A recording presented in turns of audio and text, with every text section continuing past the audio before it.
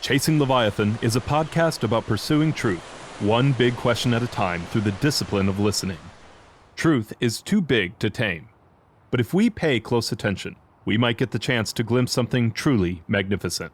So please join me in this pursuit, 1 week at a time.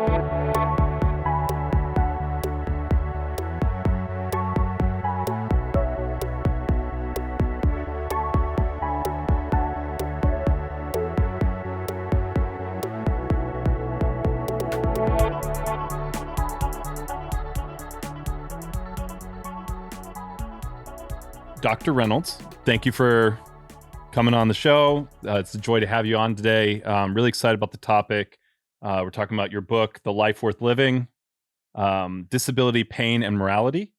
And so we're talking about the philosophy of disability and kind of you picking apart the ableist conflation, which we've tried to do this before and the internet betrayed us. So thank you for your patience and coming back on. But before we kind of get started, talk to us a little bit about how you got into philosophy and how did you become interested in philosophy of disability in particular?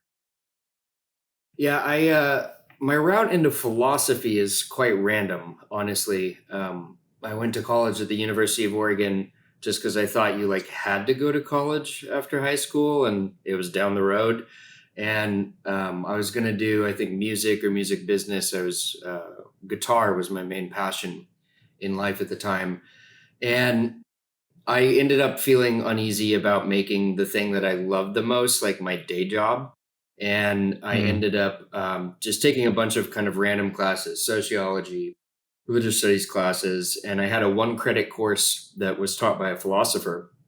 I didn't know what philosophy was. I'd heard the word, but I didn't know what you would do in a philosophy class. I didn't know what philosophers did.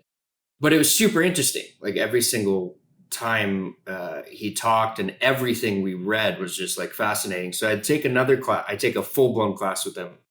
And same thing, loved it. Take another philosophy class with a different philosophy professor, loved it. And then all of a sudden I'm like, damn, I really like this. What do I do? And they're like, well, you can get a philosophy degree. I'm like, okay, well, what do you do with that?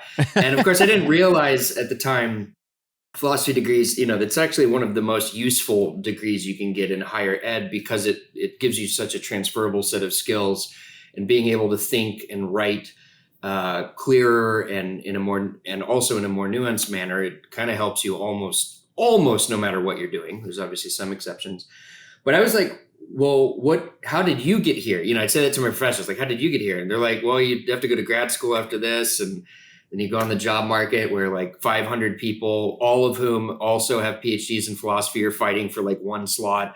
It's a rough path. And I'm like, I'll try that. Because I was, Why not? I loved it. Yeah, I loved it. And I was like, well, I'll give it a shot. And I'm very lucky that I'm still able to do it. My route into philosophy of disability, though, is far less random. In some ways, it feels almost inevitable. Because my brother, who is my best friend, was born with muscular dystrophy, cerebral palsy, and hydrocephalus. He was about 2.5 years younger than me.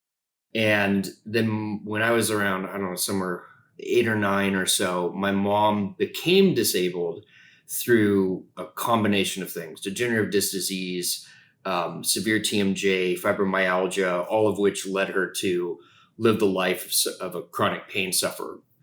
And then fast forward many, many years, as happens to so many people in life, I found myself disabled, though in a very different way, through psychiatric and psychological stuff. But the point being that from as far back as I can remember, I didn't realize it at the time, but I was constantly thinking about disability, how we distinguish between being able-bodied and disabled. I was constantly witnessing the ways in which my brother Jason would be treated very differently than me. And then my mom would be treated very differently than either of us. And all sorts of assumptions about quality of life, because Jason was disabled in a way that Schnurp, did you want to say hi? This is okay. Yes. My miniature dachshund decided that it's time to say hello to everyone. Yes. Hello, Schnurp. Happy to meet you. Hello, Schnurp. Do you have anything to say about philosophy? He's getting camera shy. All right. I was waiting for that wishbone moment, Yeah, but yeah, yeah. He definitely speaks English. yeah, He's being shy. yeah. Um, so especially around quality of life, because my brother was disabled in a way, required 24-hour care, and he required care for his basic needs.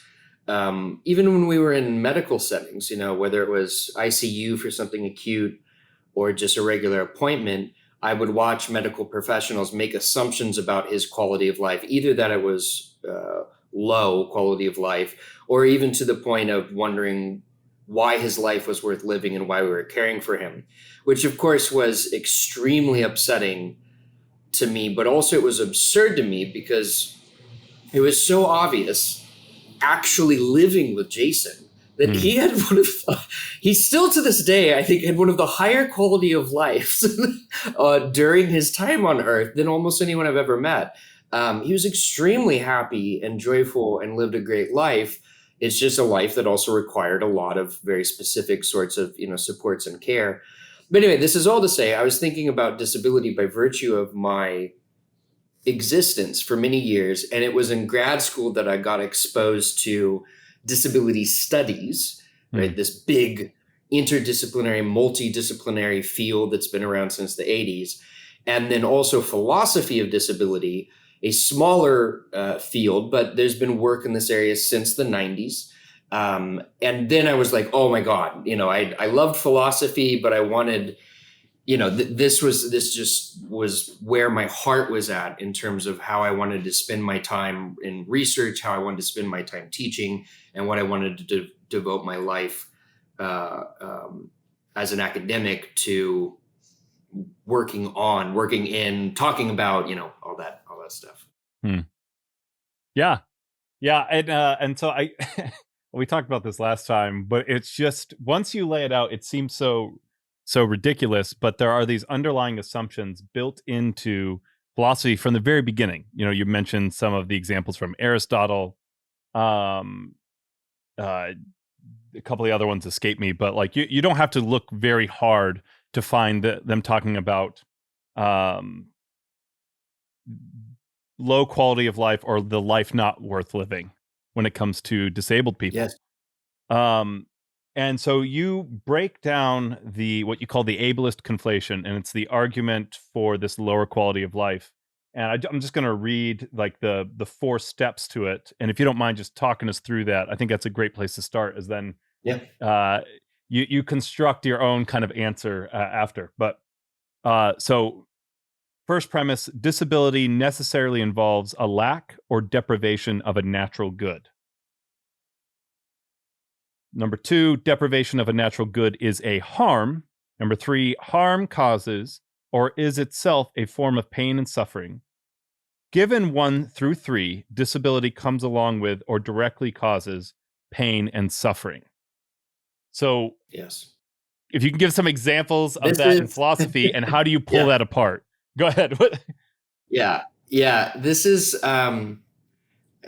I was giving a talk a year or two ago and referenced the ableist conflation and this kind of formula, and someone raised their hand and they were like, no one actually thinks that. And I just kind of had to shake my head, and I'm like, I'm not saying no one has said it in that particular form, but people have made arguments and have explained themselves, explained their political theories, explained their understanding of human nature with those sets of assumptions built in, whether it's Aristotle, whether it's Kant, whether it's John Stuart Mill. I think you can even find, this gets slightly more complicated, but you have similar sorts of moves in Taoist traditions and Buddhist traditions, depending upon where exactly we're looking. And I, as someone who's originally, my graduate training is in the history of philosophy. I see this, the ableist conflation, and those sets of assumptions, which are often implicit, but sometimes they're just explicit. When, like, Socrates says on his deathbed 3 days before he's about to drink the hemlock, and he's like, is life worth living in a body that's in a bad and corrupted condition? Which is about as close as you would get in Attic Greek. It's peperumenon kai. I can't remember the Greek, but it's about as close as you would get in Greek to the English term disability. They didn't have a catch-all phrase like we do in English. Right. And he asks the question, and it's meant to be rhetorical. Like Crito, his friend, responds, "In no way. Like, of Right. course, Right. life is not worth living with a body that's in a bad, corrupted condition, in a body we would today call disabled." So I see this assumption all over, this ableist conflation, disability with pain and suffering. I see it all across history. And the project of the book is to say, why the hell have people thought this? Mm. Why have so many people across so many traditions made this ableist conflation? And let's, instead of just saying, as you'll sometimes see in disability rights circles, you'll just go, that's wrong, and then, flip the bird and kind of, there's no debate about it. I wanted to do in the book, be like, let's take this seriously. Let's Yeah. assume that these assumptions are correct. Do they pan out? Is there something to them? Because it sure seems, well, one would hypothesize that there must be something to that assumption that tracks lived experience if it shows up over and over again across millennia and traditions. And the book ends up saying, oh, there is something to the ableist conflation. There is a reason why people have made this mistake, but it is a mistake. It is Mm. based upon multiple sets of misunderstandings, namely misunderstandings about the nature of what disability is, misunderstandings about the nature of pain and suffering, and then most importantly, in a certain way, this is how the book ends, misunderstandings of ability, of the Yeah. meaning of the I can. And that it takes, it's pretty much the course of the whole book to really put all the nails in the coffin of the ableist conflation. It takes me quite some time to do it. Yeah, absolutely. So talk to us a little bit, in the first part, you deal with pain. What are some of the theories of pain that you deal with? What do you think are ones that I think most people would resonate with when they think about it? And how do you pull that apart? I mean, you give I love your approach of giving very descriptive. One of the things about this philosophy of disability is that most people don't have this lived experience. So the two phenomenologies you give, the phenomenology of chronic pain and the phenomenology of multiple sclerosis, I think are very valuable in how descriptive they are, and that creation of imagination and I don't know if empathy is the right word, but maybe leaning towards empathy, if that makes sense. So Yeah. if you could talk us through the pain side of it first, I'd really appreciate that. Yeah, thanks. Yeah, so one of the things that was especially difficult about starting with pain is it's something that everyone thinks they know intimately. And some people do know various sorts of pain experiences quite intimately. But there is this very extremely common move, and this is common, I don't care who you are, whether you're a professional academic, whether you're in construction, whether, whatever it is, where people are tempted to extrapolate or generalize from their experiences of pain Right. to then think that they know what it is actually like to, for example, live in chronic pain. So, like, I don't know, just because someone's had their arm broken or they had that 1 month that they had an illness, whatever. And then like, oh, well, chronic pain surely would have this sort of structure because it's just like that, but has a longer duration and maybe higher intensity. But lo and behold, that's just false. And the first two chapters are set up to say, like, chapter 1 says, here's some of the most dominant ways that pain is understood. I talk about the religious moral understanding of pain, where pain is primarily thought of as a kind of debt that one pays to the divine. I talk about neurobiological theories of pain, which are primarily understood in terms of evolutionary biology as being adaptive. Chronic pain is maladaptive, but pain as a general phenomenon is adaptive. People who do not experience pain, who have pain asymbolia, almost all die by their Yeah. late 20s because they don't have a feedback system to tell them when something's going wrong. Right. It's its own form of disability. Like that's Yes. like a major problem. Yeah. Yes. I talk about humanist understandings of pain, which are, if people are familiar with Elaine Scarry, this is kind of the big body and pain move of like, oh, well, if we were more understanding of the way in which everyone experiences pain, there's kind of this move towards the general and the universal. Then I talk about existentialist understandings, drawing on 20th century thinkers like Sartre, and then I end with medical understandings of pain at a kind of clinical, from a clinical perspective. So thinking about questions of diagnosis and things like the pain scale and all of this. Yeah, the And what I faces, argue, right? You the got the faces scale. frowny, the happy Yes. face to the frowny face. Just actually That had. thing. Go ahead. Go ahead. Oh no, I just ended up. I had a family member who broke their arm, and I had to go to the emergency room with them. And yes, very familiar. And it feels so arbitrary, right? It's just like, Yes. you know. Yes. The faces scale is fascinating to me because on the one hand, if you're working in emergency medicine, you need something fast, you need Right. something simple, and you need something that goes beyond any cultural linguistic differences, even though actually there is some research that even the facial expressions there are not actually universal. But let's just ignore that for now. So of course I get why you would have the scale, but then on the other hand, it's so reductive. And especially in the context of someone like my mother who lives in chronic pain, like being like, what are you feeling on a scale of 1 to 10? Like, it's just, it's so problematic. So on the one hand, I want to say of course this has a use. On the other hand, I want to be like, okay, we need to really recognize that this is just a heuristic that's Right. not capturing qualitatively what's going on almost at all.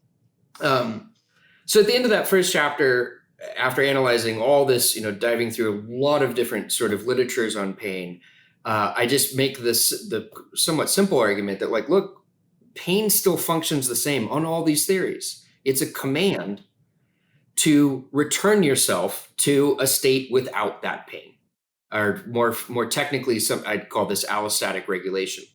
And I'm drawing in part there for anyone who cares about the more dorky philosophy research stuff. There's a similarity between my argument and Colin Klein's work on a imperative theory of pain. He's working mostly in philosophy of mind and neuroscience. But what I'm doing is slightly, let's say, broader than what he's up to. I'm trying to make a much larger kind of claim, I think, about pain. Nonetheless, after going through all the theories, like here's what various domains of inquiry and domains that have a significant bearing on life say about pain. Well, what is it actually experienced like? How does the way we theorize and talk about pain compare to how people live it, how they feel it?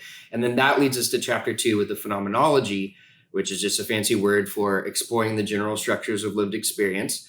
You can give a phenomenology of most anything, eating, as long as you're aiming to understand what the general structures of lived experience are behind the thing you're inquiring about, then it's phenomenology in the broadest sense. And what you find in the phenomenology, and my focus there is on someone living with complex regional pain syndrome type 1, is that the structure of chronic pain is wildly distinct from everyday pain experiences. It has profound existential impacts that you would never understand, you would never experience, you would never come to realize without actually truly living in chronic pain. You can't just abstract yourself into it. And this is a point that happens multiple times in the book where I'm like, hey, look at how people talk about this thing. Then focus on how people actually experience it. Wow, these don't actually match up. And this is one of the reasons I love phenomenology as a method. This is one of the main benefits, is it will often provide us insights into how things actually are that differ from how we tend to talk about them, theorize about them, and all of this stuff. And so I repeat that move. Chapter 3 is theories of disability. Chapter 4, let's talk about the lived experience.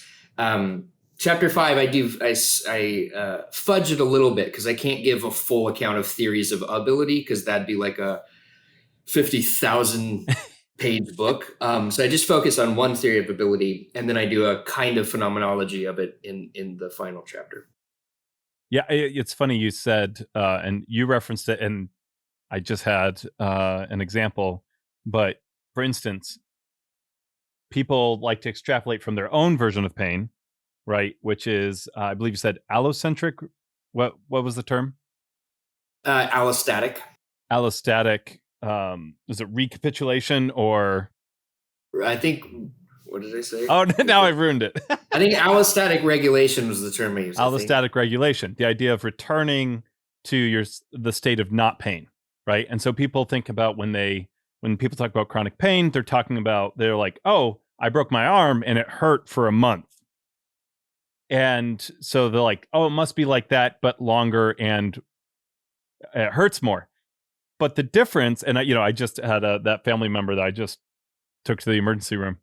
The difference is that you can return to it not hurting anymore, right? Yeah. Like you can, and that's like, that is a profound difference, right? The idea of like, when you look at something and you're like, well, I can work on healing faster. I can eat better, or I can choose to prolong this pain by, maybe I shouldn't move like this, but I'm going to move like this because I want to go to this, this event or something like that. And you're like, well, it's going to prolong my end goal, but I have an end in mind. Whereas with chronic pain, the idea is it's just this kind of never-ending vista, right? Yes.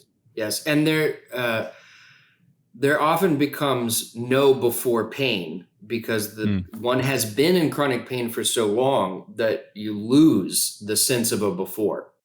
And that cuts multiple directions. I mean, that can actually be part of coping strategies, is to kind of create a new normal where the pain, or the way in which one is conceiving of and kind of orienting oneself towards the pain, is not a get rid of, but a live with it. This is a very common approach in interdisciplinary pain clinics, this now for many decades. But that doesn't undermine the terribleness of it. Ultimately, it still hurts. Yeah, it's still really shitty. It's still, and I should add at this point, so there's a lot that's going on at the kind of the meta-philosophical level of the argument, that it can only be seen when one takes the book as a whole. And one of the things that I was very concerned about with this project was trying to give chronic pain sufferers more of a voice relative to disability studies. For years and years now, people have complained like, hey, a lot of the mainstream disability studies work, a lot of even mainstream disability activism has ignored people who live in chronic pain, people who have chronic illnesses, people who have disabilities where it really does seem to be bad in and of itself, and it's not just a question of making the world more accessible. And I wanted to find a way to give space to those experiences and say, these are disabilities too, but also show how they're really, really unique. They are wildly different than, I don't know, someone with achondroplasia, someone who's a little person, and that's their form of their experience of disability in the world, or someone with vitiligo, or someone who's deaf. Like, these are all of those cases I just gave should not be placed in many, many, many, many different respects in the same bucket as a chronic pain sufferer. But we do want to see the umbrella of disability justice and the umbrella of disability thought in the grandest sense as being able to include these groups. And certainly politically, we want to be able to support all, I think, people. I mean, really, we want to be able to support people with all sorts of body, minds, period, full stop. But insofar as we're using the ability-disability binary, we definitely want to be able to support all people with disabilities and not exclude people just because they're harder to fight for politically or something like this, given the current, reigning powers that be. So, and for you, and if this is too personal, feel free to brush this aside. But I mean, when you talk about chronic pain, one of the things you mentioned is how people dismissed your mom's pain. You watched that get dismissed for what I would say are misogynistic reasons. Yeah. One of the things, if I rewrote the book today, I would have spent more time talking explicitly about questions of gender and sex and this sort of stuff. Like, some of that I think got a little bit too submerged in the footnotes. But enough with the caveats. In my mom's case, it was so obvious that the sorts of epistemic injustices she was experiencing in various clinical spaces, so the sorts of times where her own testimony about what she was experiencing or what she needed was not being listened to, being diminished, or being, completely ignored.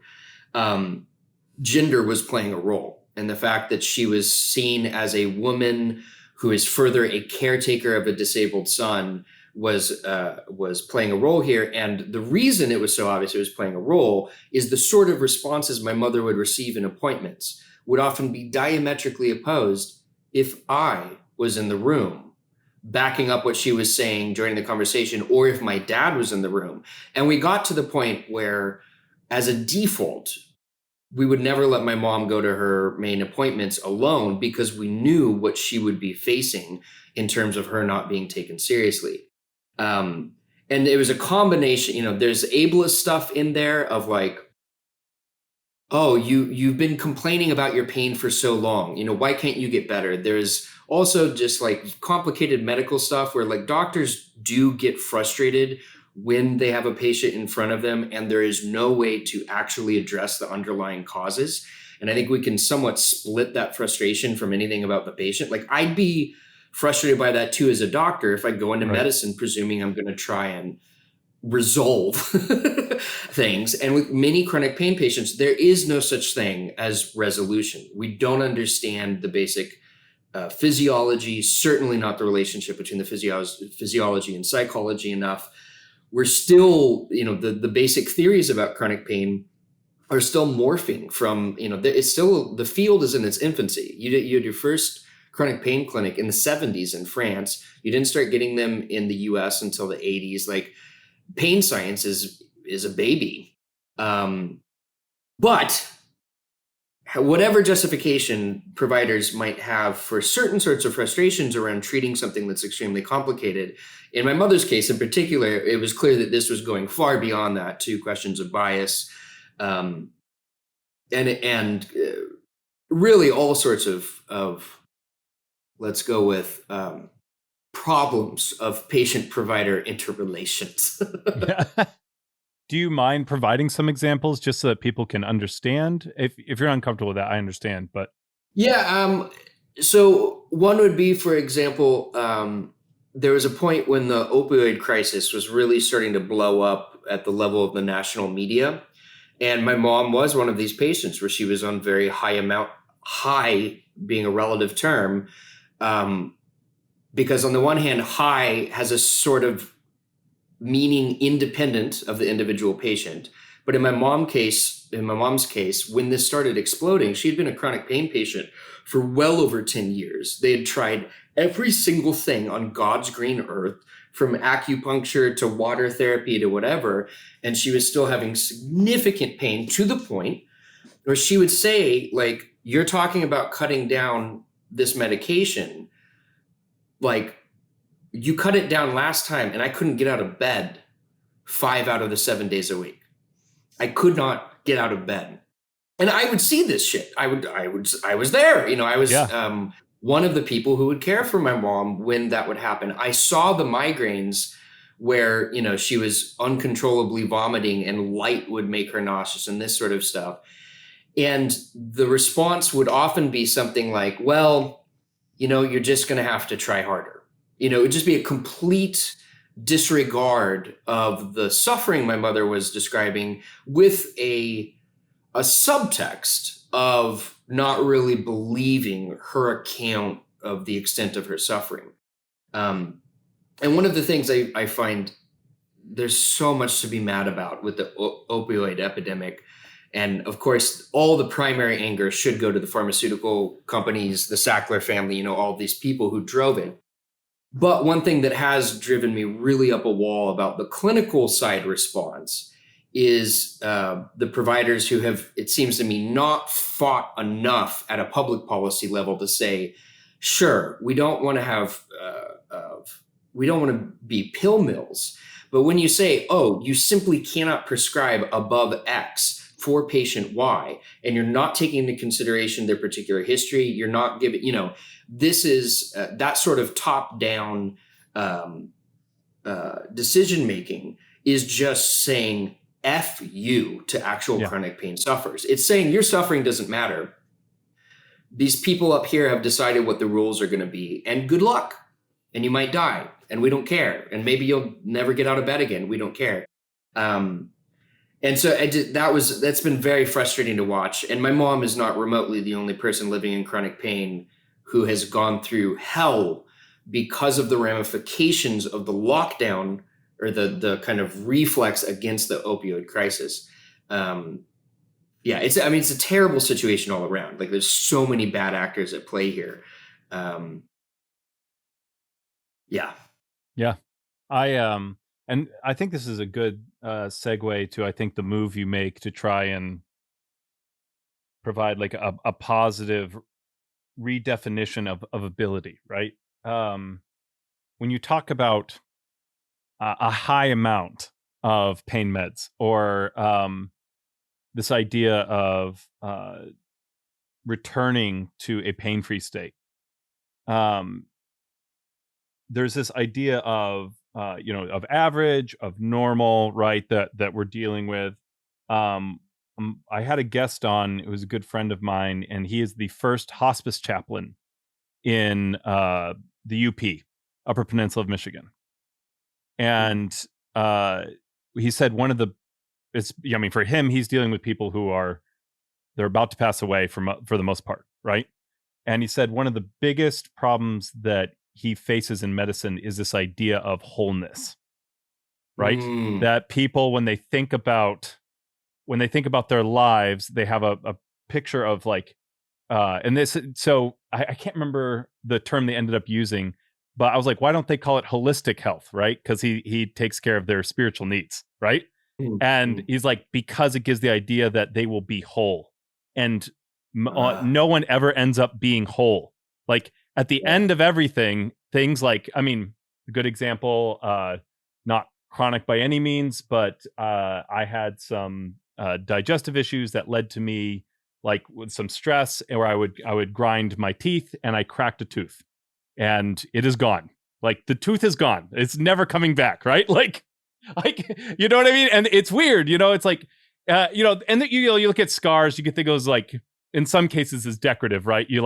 But like, when you lose a tooth, it's like, it's gone. That's it, right? And especially if you grow up in that kind of normative state, right? Like, you just kind of assume that you will continue in that way. But everyone accumulates these things over time. And so this idea of, and I think in the book you mentioned that your grandparents, that particular conversation with your uncle, and then you looked across the table and there were multiple people who were either disabled or about to become disabled through age even. And everyone ends up, when we talk about ability here, and I'd love for you to get into that, everybody ends up with some form of inability, right? Yep. And the idea that we should operate from some very hypothetical idea of wholeness, I think, is misguided from the start. And that was kind Absolutely. of his takeaway. Yeah. The line that my uncle said was, "I'd rather be dead than disabled." And this is such a common, terribly common refrain. And part of to go full circle to the beginning of our conversation, part of the spirit of the book is to try and genuinely say, okay, why do people say that? Like, what is actually going on when someone says that? And kind of bracket for a moment the offense that I take to that phrase, or, of course, let's bracket it for a moment and try and see what's going on here. And as you said it very well, there is this almost ideological commitment to the idea of ourselves as whole and healthy and able-bodied, and that what we want as we age is to stay as healthy and as active and as whatever as we can. And there is something to that that's fine. But there's also, at a deeper level, I think that's just active ignorance and naivete about, like, how bodies work. Right. Like, if you want to live to be old, like, let's say you want to live to be 90, you're saying you want to be calm.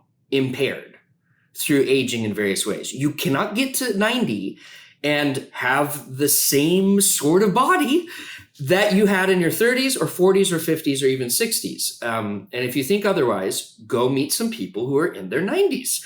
That's not how biology works. Right. Humans are set up to have shifts in the way that the body functions over time, leading to death, and we all die. So the way I think about it is to try and flip it on its head. So instead of wanting, holding deeply onto this idea of I'll always be able to do X or Y or want to be whole or whatever, it's about how can I become the sort of person who ages well, who learns how to be disabled in really awesome ways, who, I think about this because my whole job is based on writing and reading. If I got hit by a bus tomorrow and I had a severe traumatic brain injury, everything I do day to day, I couldn't do anymore.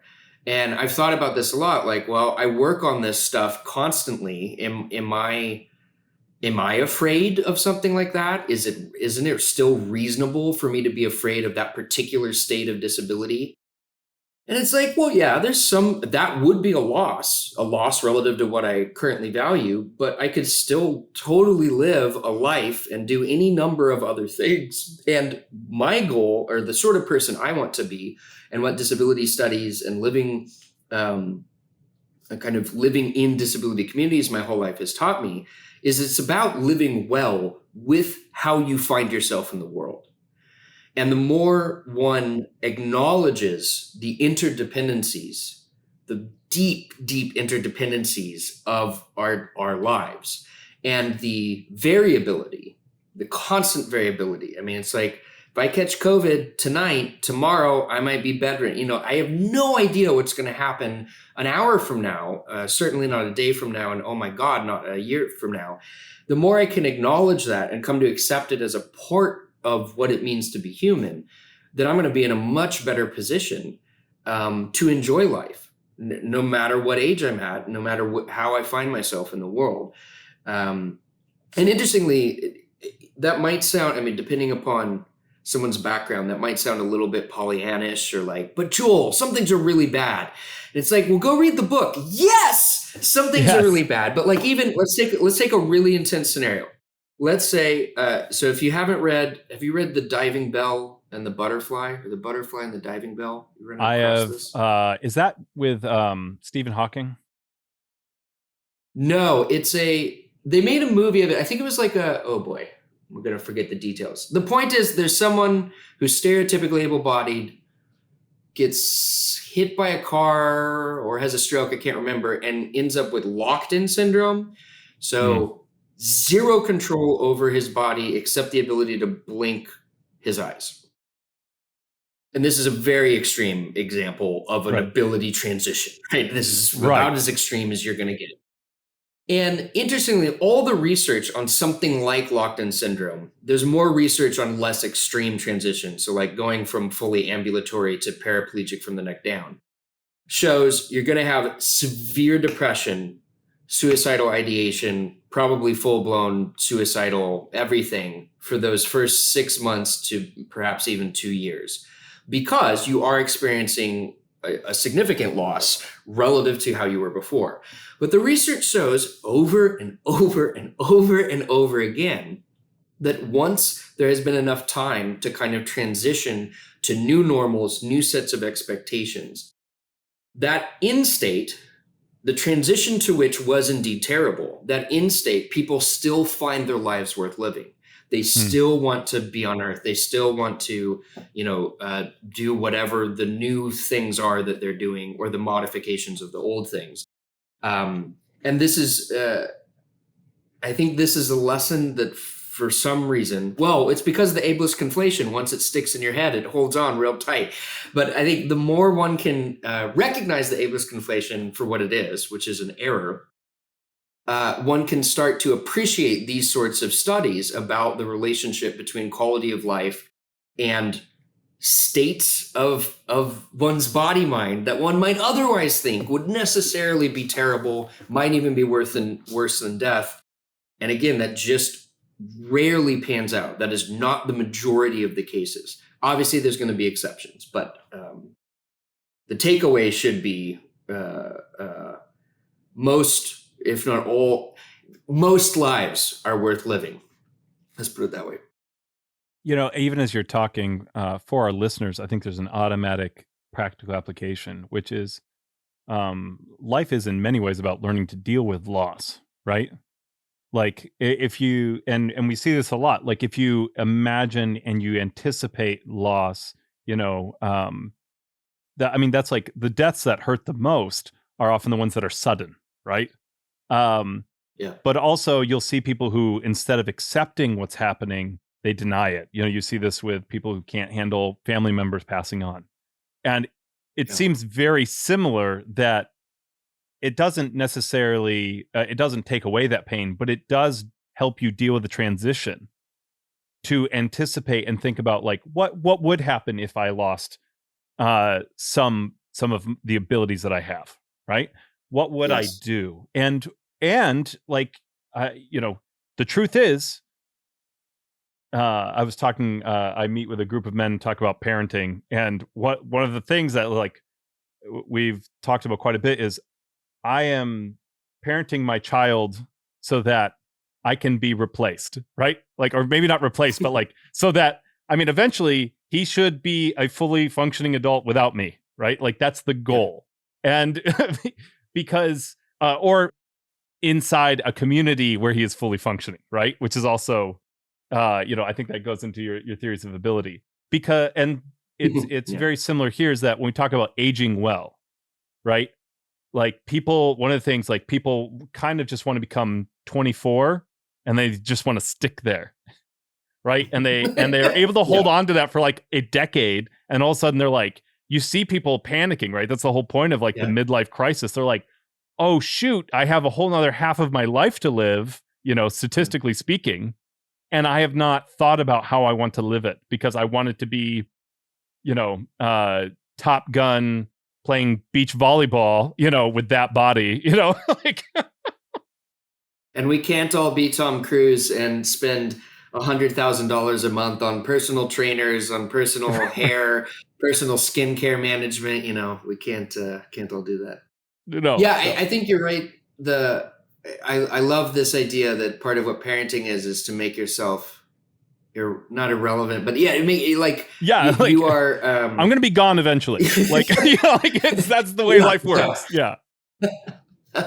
And aging in particular, the I'll just go with American. This level of generalization is weird. There is no American anything. We're like 50 barely held together.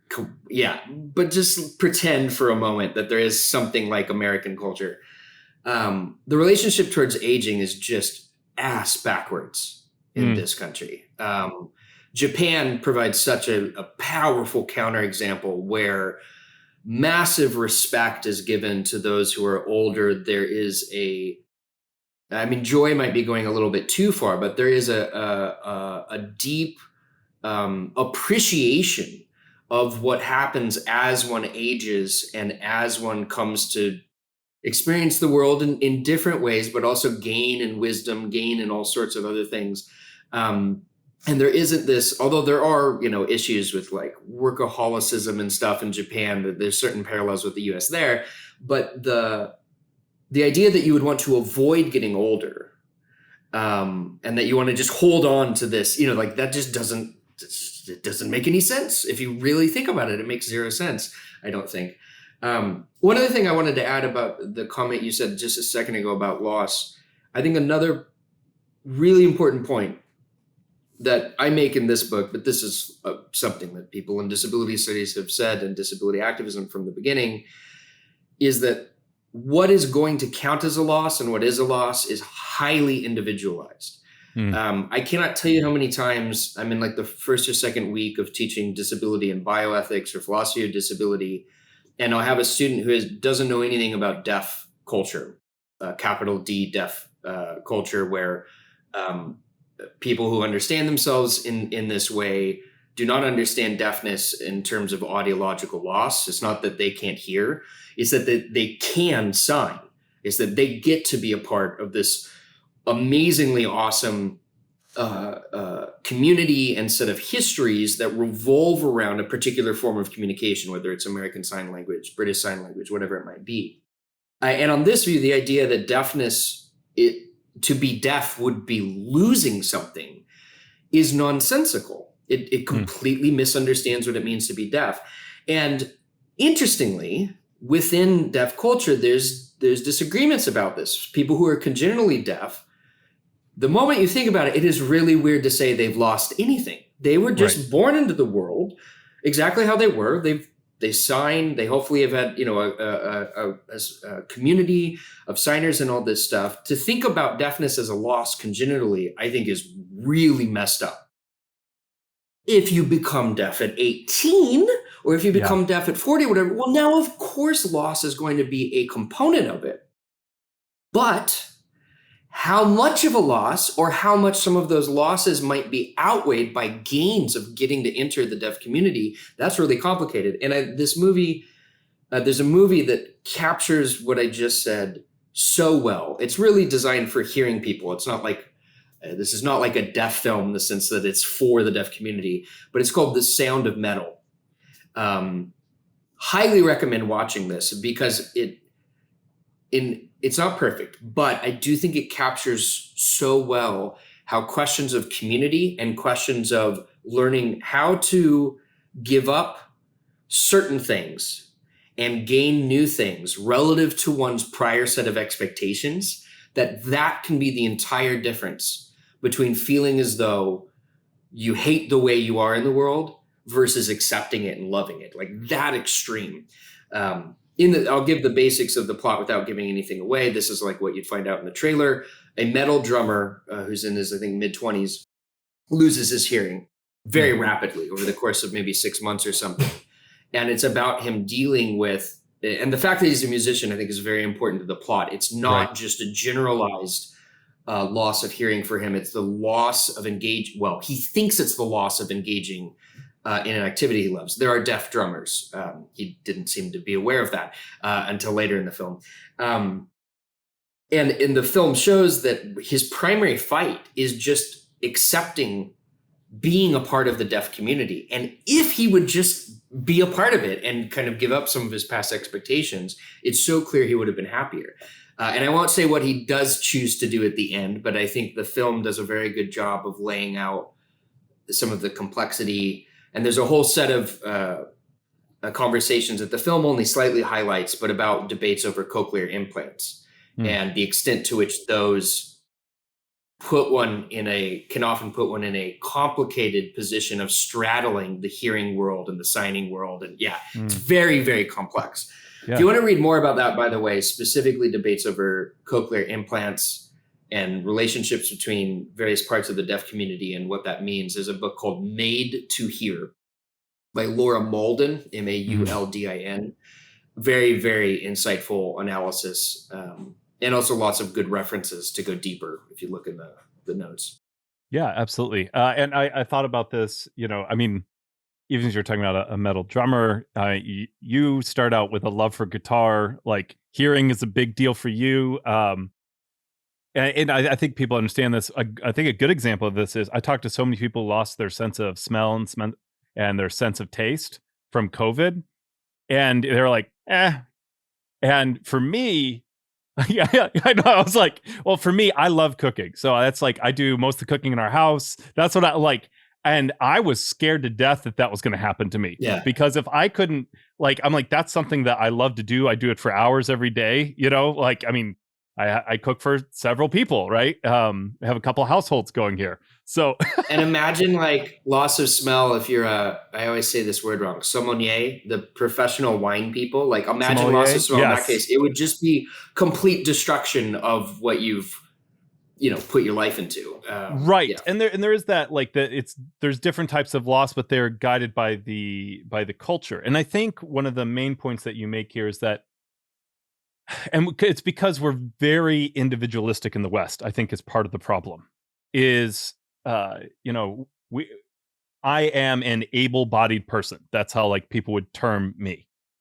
On the other hand, if Publix stopped like having food tomorrow, I'm here in Central Florida. There's nothing I could do. Yep. Yes, Yep. Publix, Walmart, whatever. It's rural Central Florida. Those are my options. But it's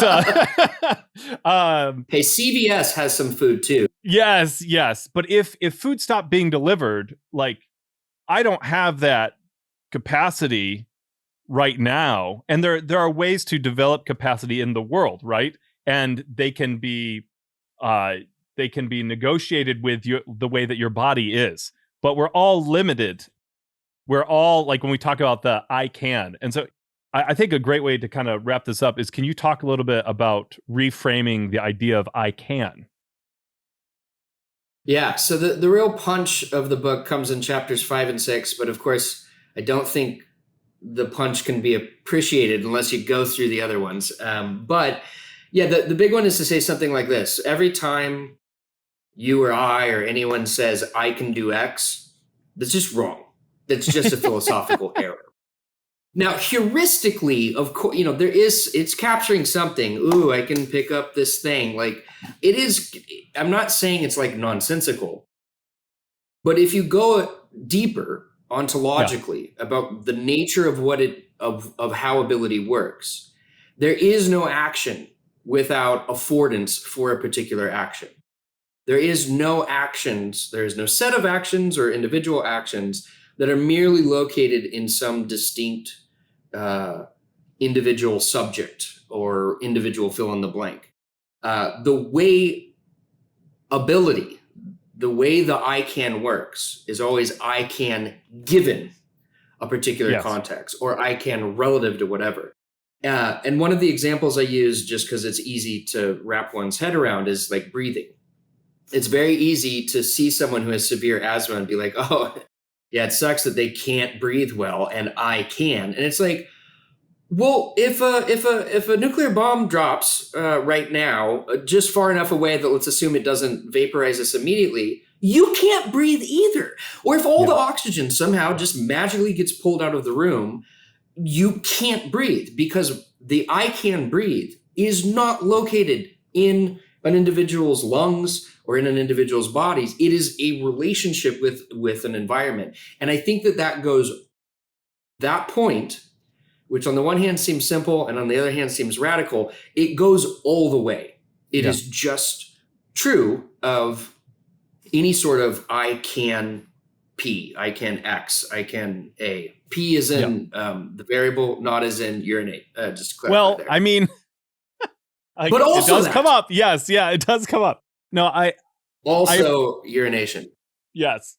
I appreciated the absurdity of your examples, but what's crazy to me is, even as you're talking about the I can breathe, one is the example of China, where the pollution is so bad because of environmental conditions and communal and political choices, right? Social choices, political choices.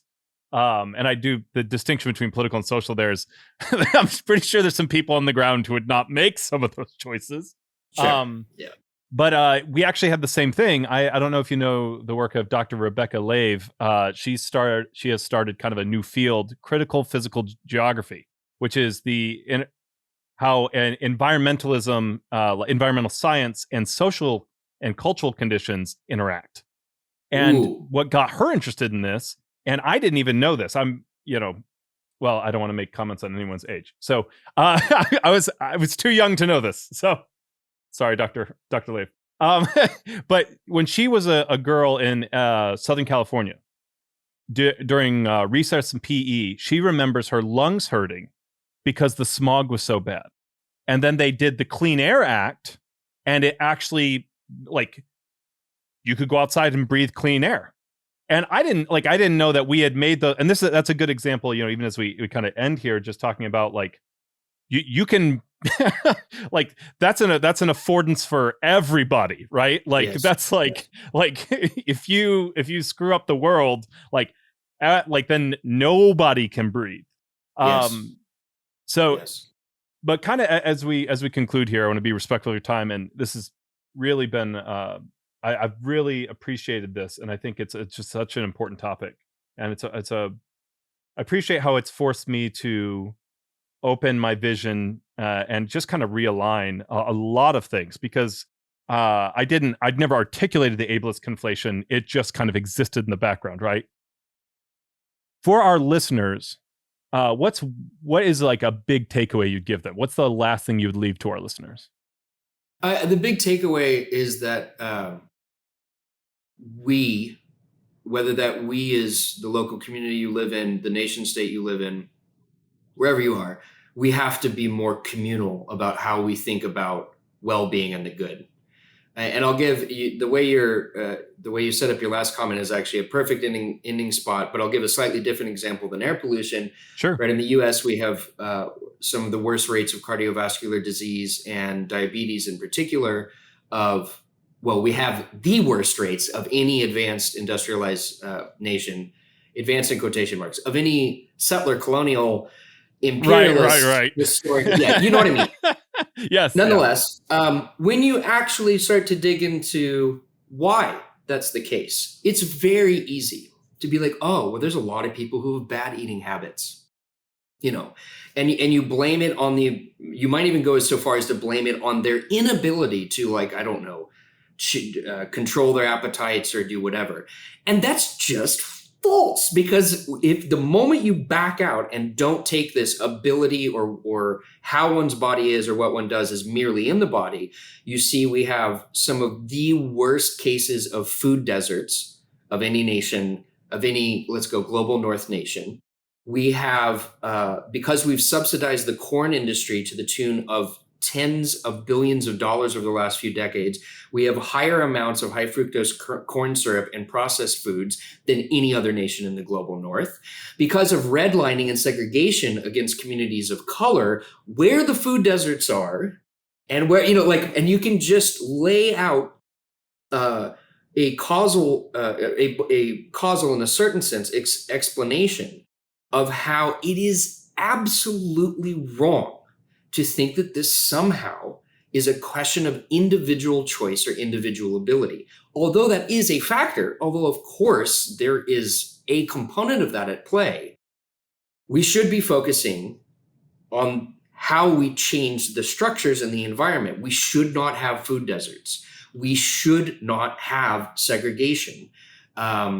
We should, there's all of these shoulds that are a question of how we act together, how we think of ourselves as a community. Again, whether it's at a local level, a state level, a nation state level, or as climate change is every single waking day further proving to us how we think at literally the level of the globe. Because if we don't do that, well, we're already on a path for tens of millions of people to die because we're thinking so individualistically, and because we're thinking of ability, we're thinking of the I can as stopping at the individual. And that's just wrong.